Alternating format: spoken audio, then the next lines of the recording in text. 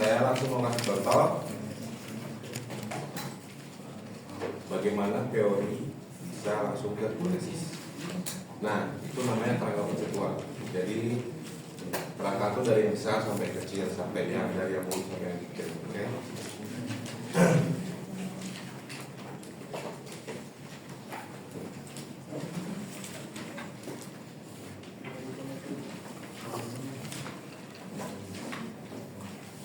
Jadi kalau teman-teman dapat satu topik, dapat satu artikel, terus ada teorinya, untuk bisa menggambar kerangka konseptual atau kerangka teori atau kerangka penelitian, itu harus baca dulu secara detail tentang teorinya, definisinya, komponennya, indikator dan seterusnya. Itu teman-teman cari siapa yang nemuin, cari artikelnya.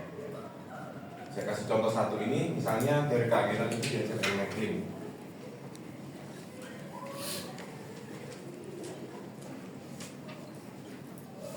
Nah, di mana? Di artikelnya dia membahas tentang teori keagenan secara full, termasuk kasus-kasusnya, bagaimana bisa terjadi dan seterusnya. Oke.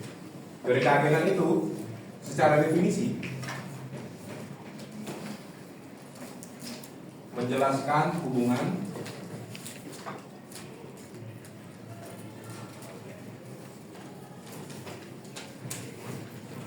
manajer atau manajemen ya sama agen, sama pemilik.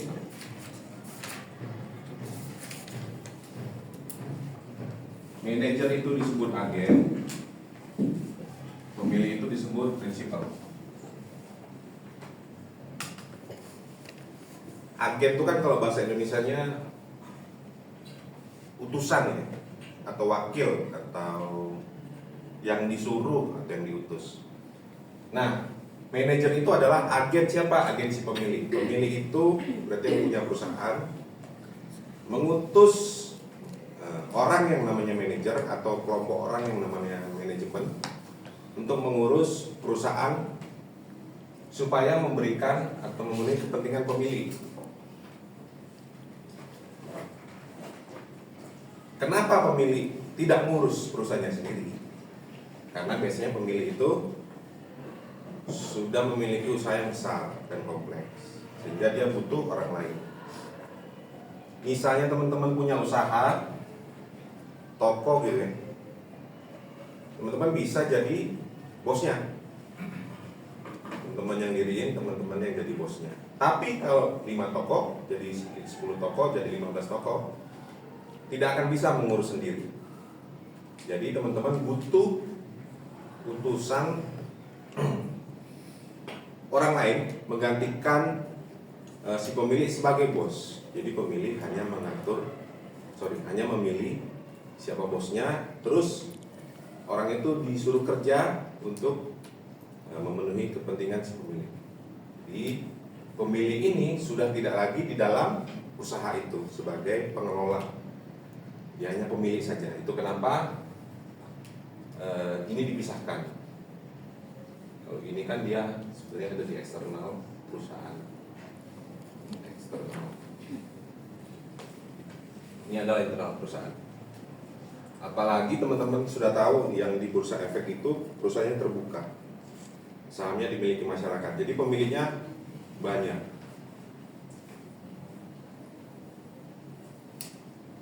Maka pemilik inilah yang mengutus manajer untuk mengelola. Nah, concern dari teori keagenan itu adalah konflik. Jadi ada konflik agen sama prinsipal. Kenapa konflik?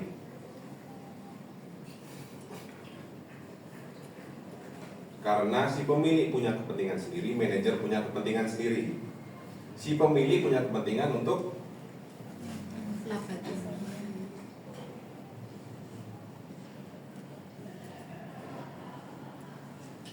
ya kesejahteraan yang diperoleh ya dari perusahaan. Bisa satu, nilai perusahaannya naik, berarti sejahteranya naik. Terus 2, profit. Profit itu pasti hak pemilik. Ketiga, apa misalnya?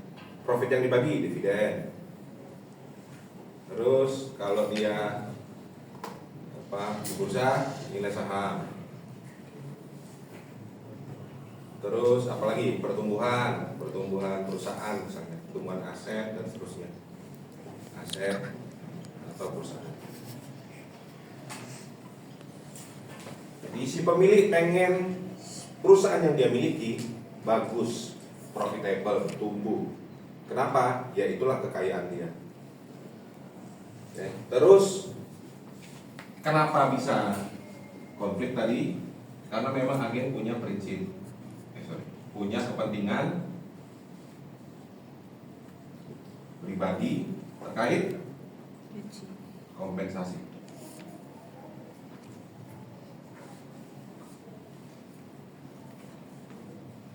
Kompensasi datang dari mana? Satu, kalau kinerjanya bagus, kinerja terlihat bagus.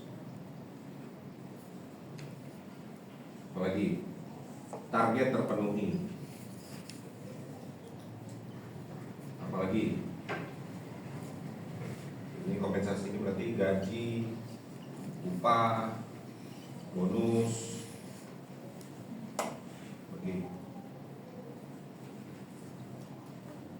financial dan non financial.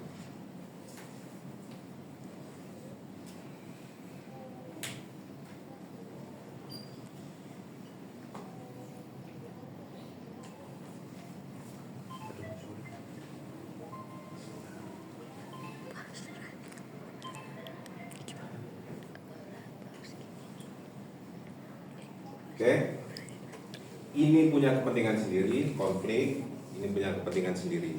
Nah, konfliknya berujung di mana? Berujung di perilaku oportunis namanya. Perilaku oportunis. Manajer punya privilege untuk berperilaku oportunis. Kenapa? Karena manajer yang tahu kondisi perusahaan di dalam. Karena dia di dalam. Si pemilik dia di luar perusahaan, kecuali itu perusahaan keluarga ya. Biasanya si pemilik juga CEO di dalam, dewan komisaris di dalam, atau ya keluarganya. Nah, si manajer punya privilege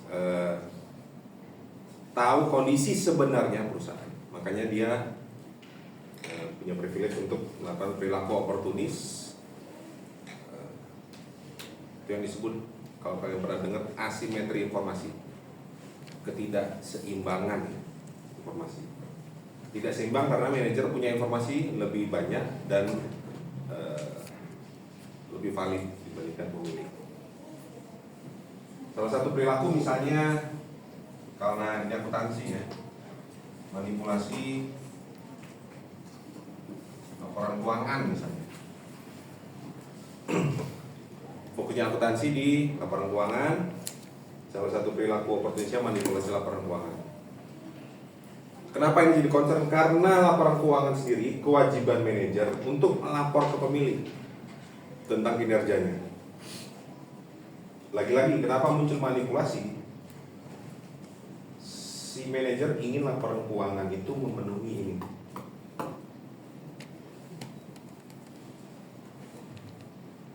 Sehingga dimanipulasi. Sedangkan akibatnya si pemilik dapat informasi yang asimetris. Apa namanya? Tidak transparan, apa namanya? Informasi tidak benar aja ya.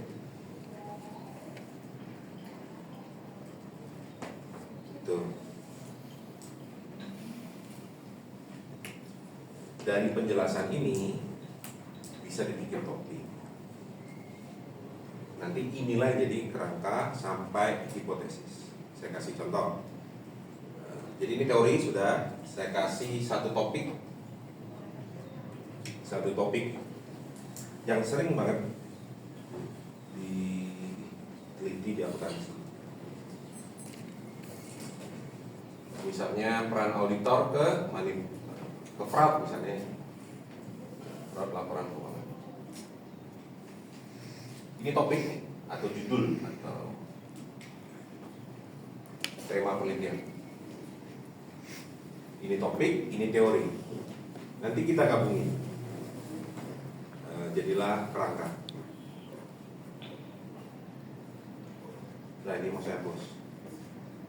Belum.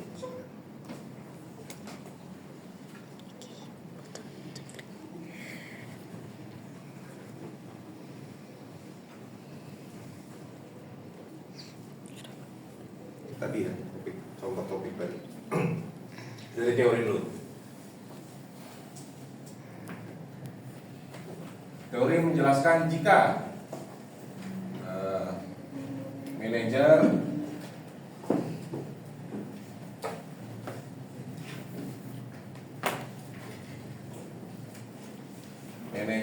punya konflik sama pemilik.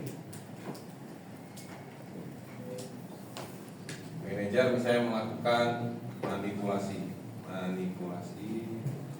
laporan keuangan. Terus pemilik mendapatkan informasi tidak benar. Secara teori, konflik ini bisa diturunkan pakai monitoring and controlling. Salah satunya yang bisa menurunkannya adalah auditor. Sini saya taruh di tengah. Auditor itu dipilih oleh pemilik, biasanya lewat RUPS, untuk menurunkan manipulasi laporan keuangan. Saya turunkan lagi ke konteks penelitian karena konteksnya pengaruh auditor terhadap fraud. Ini saya turunkan, konteks penelitiannya adalah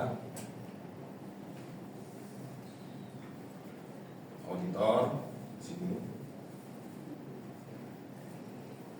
Nah, auditornya bagus.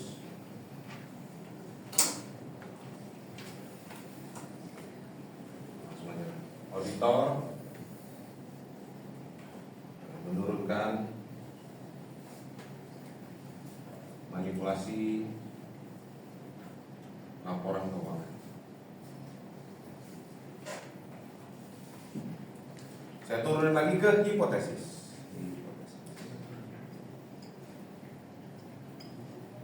Auditornya saya turunin menjadi, ya terserah teman-teman mau meneliti auditor dari mananya. Hipotesisnya misalnya saya pilih 3 atau 4 hipotesis atas dasar pemecahan karakter auditor. Misalnya hipotesisnya apa? Gender auditor, tenur auditor, terus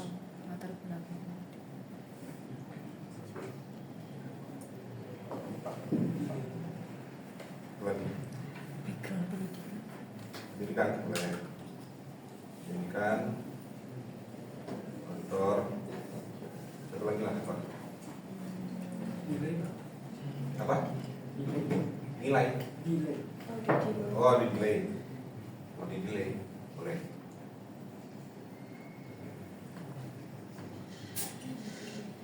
Nah, ini saya sambungkan ke fraud semua. Fraud. Ini juga fraud, ini juga fraud, ini juga fraud. Dapatlah H1, H2, H3, H4. Inilah namanya kerangka.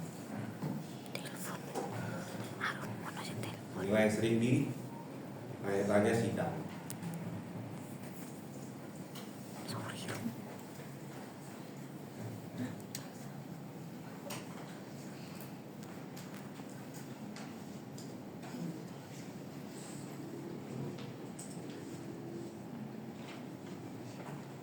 Nah, PR teman-teman adalah karena saya hanya memakai teori keagenan, ada beberapa teori lain yang bisa teman-teman sesuaikan kalau tertarik sama topik tertentu. Ada teori stakeholder, misalnya itu CSR, teori legitimasi juga CSR, teori signaling itu biasanya ke pasar modal.